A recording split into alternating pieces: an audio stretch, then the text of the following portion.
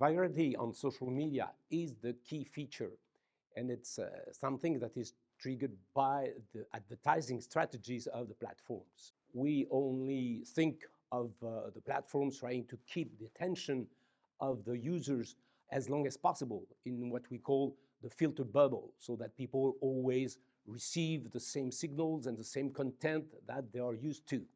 But there is another way of attracting attention, which is just to make people shocked when they will be confronted to content that they didn't expect at all. It will make them react. And the reactivity is the key feature that the platforms look for, because that's exactly how they can sell this moment of reactivity and the data related to that to the brands, to the advertisers in general, and also to investors. It's enough to create this reactivity, which creates an opportunity for the platforms to collect data and to emphasize the content that is coming some kind of trending topics. And that's a key metrics that will be used in order to publicize the fact that all the public attention is focused on some kind of content, which is not really true. It's just limited to the attractivity of some type of content, the most polarizing one. And that is a real problem, not only for individuals, for their own attention capacities, but also for the collective behavior and the public debate. I think there is a kind of misunderstanding from the EU regulators. What is really the core problem of the social media architecture? They will focus on the problematic content like fake news, hate speech, and so on. So they will focus on detecting this content, which is not so easy to do, and then delete it as fast as we can.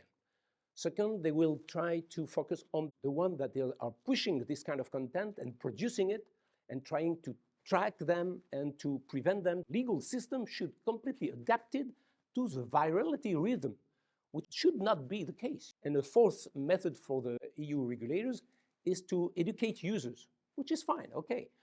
The problem is that now we reach a level where it's not only a question of architecture, not only a question of specific contents, it's the whole system that becomes what I call a self-replicating milieu, which means that you don't really know exactly who is producing the content, don't know exactly who is reacting. It might be bots everywhere. And this is something that is getting amplified by generative AI. We are facing a real important issue of transformation of the whole media system. I propose 26 recommendations for transforming the architecture in order to cut the chains of contagion. First, we must create a trusted third party, an independent body that will be able to control the figures based on these metrics delivered by the platforms. Platforms are the only ones to learn about these figures. And if we want to understand exactly where is the problem, we need to have access to all the data that the platforms collect. The second proposal I made is about designing new interfaces, displaying a dashboard, permanent dashboard on their screen while they are using each platform, so that they are aware of how many likes, how many retweet, share, or how many comments they produced during a 24 hours period of time. And then they can put some limits to that and be sure that they will not be able to publish for 24 hours, for instance, if they get out of this limit.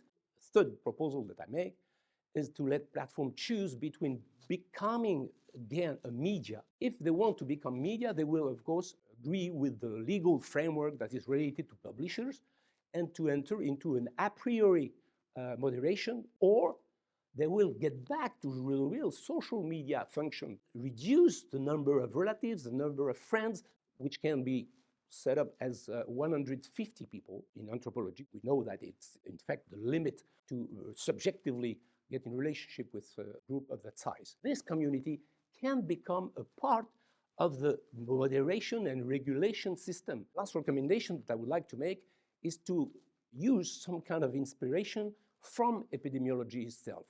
You heard about the R0 indicator, how a virus can be transmitted, how fast it can be transmitted, and so on.